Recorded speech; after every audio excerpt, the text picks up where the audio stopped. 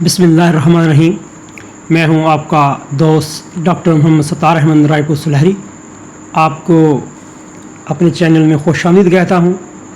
आज हम देखेंगे कि जो बोवाइन है, गाय भैंस या दूसरी कैपराइन ओवाइन भेड़ बकरी जो है, उनके अंदर जो थनों का मसला आता है, दूध जब नहीं निकलता थनों में, या स्किन का जो मसला आता है, कौन कौन सी बीमारियां हैं, उनका क्या इलाज है, सदबाप है।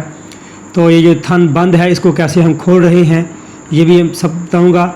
लेकिन पहले जो चंद बीमारियां हैं जो थन को डैमेज करती हैं, उनमें नंबर 1 पे आती है बोवाइन अल्सरेटिव मेमिलाइटिस, जिसको हम bovine herpes type 2 and type 5 कहते हैं। नंबर 2 सूडो काउपॉक्स है, बोवाइन वार्ड्स या bovine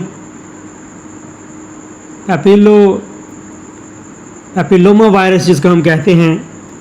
tit and hyper keratitis, teat oedema है, frost bite, teat sunburn, black spots, dermatitis और अडर सोर्स। ये ऐसी कंडीशन बीमारियां हैं जो जानवर के थन को जो है, जानवर के थन की जो स्किन है उसको मुतासर करती हैं। तो जो आप देख रहे हैं, ये जो भैंस है, इसका जो थन है ये ब्लॉक हो गया है, इसमें से दूध बिल्कुल नहीं आ रहा। इनके जो ऑनर हैं, उन्होंने काफ़ी कोशिश की है इसको दबाने की, ज़ोर लगाने की, लेकिन अनफॉर्चुनेटली इस थन से दूध जो है वो नहीं आ रहा, दूध नहीं निकला। जब दूध नहीं निकलता, ज़्यादा देर जम जाएगा, रिटेन रहेगा बीच में, तो फिर ये दूध फ्लेक्स छिड़िया बन जाता है और मज़ीद थन का जो मुंह है, जिसका माउथ है, वो उसकी स्वेलिंग होना शुरू हो जाती है, उसके अंदर ब्लॉकेज जो है वो हो जाती है।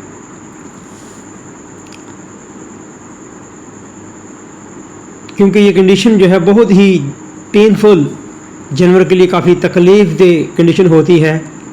जानवर ज़ोर जो है, इसका मालिक थन के ऊपर ज़ोर लगाता है, दबाता है उसको, जिस तरह ये देखिए मैं दबा रहा हूँ फुल ज़ोर के साथ, लेकिन कोई भी जो थन की धार है, दूध नहीं बाहर आ रहा। इसका मतलब है कोई ना कोई ऐसी रुकावट आ गई है इसके मुंह के आगे, जिसकी वजह से जो है जानवर के थन से दूध नहीं आ रहा।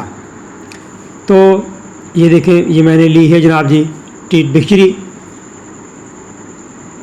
इसको अच्छी तरह पहले उबलते हुए पानी में डाल के अच्छी तरह इसको साफ़ करेंगे, स्टेराइल करेंगे, फिर स्पिरिट के अंदर ये देखें मैंने डिप किया है इसको, ताकि बाहर से जो पैथोजन है, बीमारियां पैदा करने वाले जरासीम, वो थन जो टीट है, थन जो है वो उसके अंदर ना जाए, नहीं तो थिनैला रोग जो है, मस्टाइटिस, साड़ू जो है, पसमा जो है, थन की स्वेलिंग जो है वो हो सकती है। तो ये देखिए मैंने थन को पकड़ा आराम के साथ, फिर इसको स्पिरिट के साथ इसको जो जहाँ पे हमने थन के अंदर इसको इंसर्ट करना है, डालना है इसको, तो उसके ऊपर भी हम स्पिरिट लगाएंगे। स्पिरिट से अच्छी तरह इसको साफ़ करेंगे ताकि जो बाहर जरासीम मौजूद हैं वो अंदर ना जाएं। फिर इसके ऊपर मैंने टिंचर बेंजाइन को जो है वो भी डाल दिया है, ताकि एक लेप जो है, एक कोट जो है वो इसके थन के इर्द गिर्द वो हो जाए। तो अब मैं इसके अंदर इंसर्ट करने लगा हूँ और बड़ी एहतियात के साथ हम इसको इंसर्ट करेंगे, ताकि जो इंटरनल टिश्यू हैं इसके, जो इसके मसल हैं, सिस्टर्न है, वो डैमेज ना हो, जो स्पिंक्टर है उसको नुकसान ना पहुँचे। वेरी जेंटली, आराम के साथ जो है हम इसको इंसर्ट करेंगे। ये इसको रिमूव करेंगे आगे से, जो स्ट्रक्चर है, जो रुकावट है। ये जो टीट बिक्चरी है ये मैंने इंसर्ट कर दी है थन के अंदर, और जो टिप ऑफ द टीट है, थन का जो मुंह है, उसके आगे जो है ये जो रुकावट थी ये देखें मैंने दूर कर दी। अब ये आराम से जो है वो दूध आना शुरू हो गया है। इसका मतलब है जो इसके अंदर ब्लॉकेज थी, जो मैस फाइब्रोसिस की सूरत में जो मैस इकट्ठा हो गया था मुंह के आगे, उसकी रुकावट को हमने दूर कर दिया। लेकिन मज़ीद देखेंगे कि जो अंदर कोई रुकावट है, जो टिशू हैं जिसके अंदर जो टीट कैनाल है, जो सुराख है जिससे दूध नीचे आता है हवाने से नीचे, उसके अंदर जो मज़ीद कोई रुकावट है उसको अच्छी तरह दूर कर दें। ये देखें किस तरह ये धार जो है वो निकली है। तो कोशिश करें कि ये वाला काम जो है एसेप्टिकली करें, कोई बाहर से पैथोजन अंदर न जाने पाए, क्योंकि जरासीमें जो हैं इन्वायरमेंट में, माहौल में उसमें मौजूद हैं। आपके इंस्ट्रूमेंट जो हैं वो साफ़ सुथरे होने चाहिए।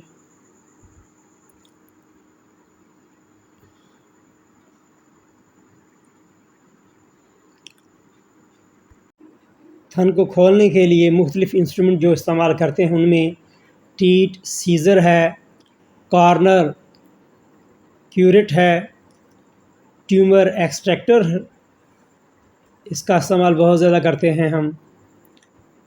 टीट नाइफ़ जो कि आगे से ब्लंट होता है, tit knife blunt and, tit knife sharp and. इसके अलावा जो टीट नाइफ़ है 17 सेंटीमीटर का, या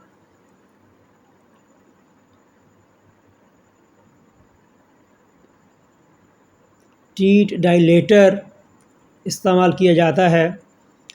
tit knife with probe point Danish 18.5 centimetre. Teat slitter है। टीट ट्यूमर एक्सट्रैक्टर, ये जो बहुत ज़्यादा इस्तेमाल करते हैं फील्ड में ये। तो अब इसका थन जो है वो खुल गया है।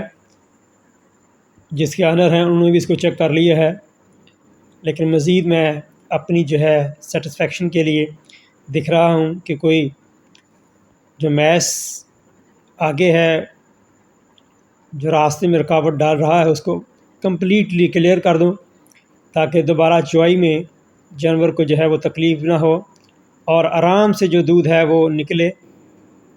और इस बात का ख़ास ख्याल करना है कि जो टीट रिंग है, जो टीट स्पिंक्टर है, उसको हमने बचाना है, उसको डैमेज नहीं करना। अगर टीट स्पिंक्टर जो है वो डैमेज हो जाए तो जानवर का दूध खुद ब खुद जो है वो थनों से गिरता रहता है। तो इस चीज़ को हमने मद्देनज़र रखना है। अब ये जो हमने सफाई कर दी, जो ब्लॉकेज थी उसको हमने रिमूव कर दिया। जो स्टेनोसिस का मसला था, थन की मुंह सड़ी थी, अब इसको हमने ठीक कर दिया। आप ये देखें जो पॉलीफैक्स प्लस है वो इसके अंदर इंसर्ट कर देंगे, इसके ऊपर भी लगा देंगे। लेकिन ये लगाने से पहले बाहर क्या करेंगे हम कि जो टिंक्चर बेंजाइन को है उसकी एक लेयर जो है वो ऊपर चढ़ा देंगे ताकि बाहर से जरासीम में अंदर ना जा सकें। और ये दोबारा देखें, ये जो टीट बिक्चरी है उसको हाइड्रोजन परऑक्साइड के अंदर मैं डिप कर रहा हूँ ताकि कोई जरासीम जो है वो अंदर ना जाने पाए। तो इसके साथ लगा के ये देखें थन के अंदर आराम से इसको चढ़ा देंगे।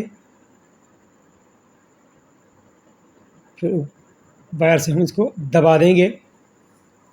जब ये सारा कुछ हो जाएगा, दोबारा कोई भी एंटीसेप्टिक जो स्प्रे है या टिंक्चर बेंजाइन को दोबारा जो है हम इसके ऊपर लगा देंगे ताकि वो इसकी कवरिंग जो है वो कर देगा, कोट कर देगा, पेंट सा ऊपर जो है वो लग जाएगा। क्योंकि जब कोई एक ब्लड का जो कतरा है वो अगर ऊपर रहता है तो वहाँ फ्लाइज, मक्खियाँ जो हैं वो बैठती हैं जो कि बीमारी फैलाने का सबब बनती हैं। तो ऐसा करने से, स्प्रे करने से वो मक्खियाँ नहीं बैठेंगी। तो आई होप आज की वीडियो आपको पसंद आई होगी। इसको लाइक करना, शेयर करना बिल्कुल नहीं भूलना और कमेंट्स में मुझे लिख के भेजना है कि आपको ये वीडियो कैसी लगी, आपकी इसके बारे में क्या राय है।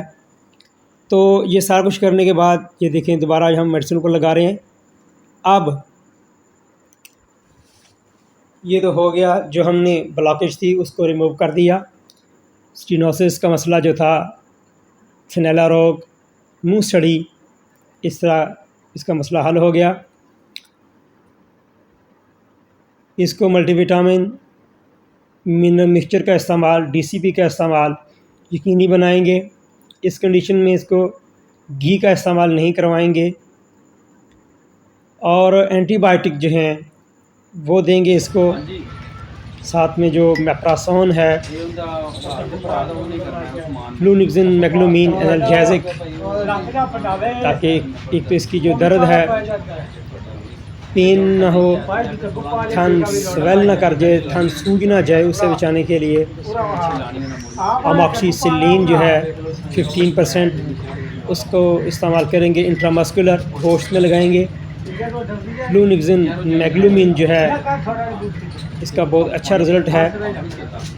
एक तो जो स्वेलिंग है, इन्फ्लेमेटरी कंडीशन है, इसको सबसाइड करने में, और साथ ही हम जो मेप्रासोन है या फिर CPM क्लोरफेनिराज़िन मैलिएट इंजेक्शन जो है वो दे देंगे, क्योंकि जो हिस्टामीन है उसकी प्रोडक्शन को रोकेगा। प्रोस्टाग्लैंडिन की जो प्रोडक्शन है उसको रोकेगा।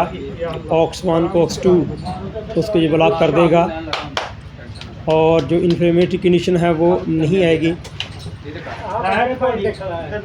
तो ये इंट्रामस्कुलर हमने लगा दिया, वहाँ से इसी तरह इसको मसाज कर देंगे। और ख्याल रहे जब भी नीडल लगाएंगे, सुई लगाएंगे, वो बिल्कुल साफ़ होनी चाहिए, फ्रेश होनी चाहिए, स्टेराइल होनी चाहिए, विदाउट एनी जर्म्स, ताकि बाहर से पैथोजन जिस्म के अंदर न जाए। तो आई होप आपने मेरी वीडियो मुकम्मल देख ली होगी। अपनी राय का इजहार लाजमी कीजिएगा। अपने कीमती जानवरों का बहुत सा ख्याल रखें। कोई भी मसला हो तो ख़ुद साख्ता इलाज ना कराएं। हमेशा क्वालिफाइड वेटनेरियन जो है उससे रब्ता करें, उसकी हदायत के मुताबिक अमल करें। सफाई का ख़ास ख्याल रखें। जानवर को मुतवाज़न सेहतमंद खुराक जो है वो दें। मिनरल मिक्सचर का इस्तेमाल यकीनी बनाएं। बहुत शुक्रिया। अपना और अपने जानवर का ख्याल रखें। अस्सलाम वालेकुम व रहमतुल्लाह।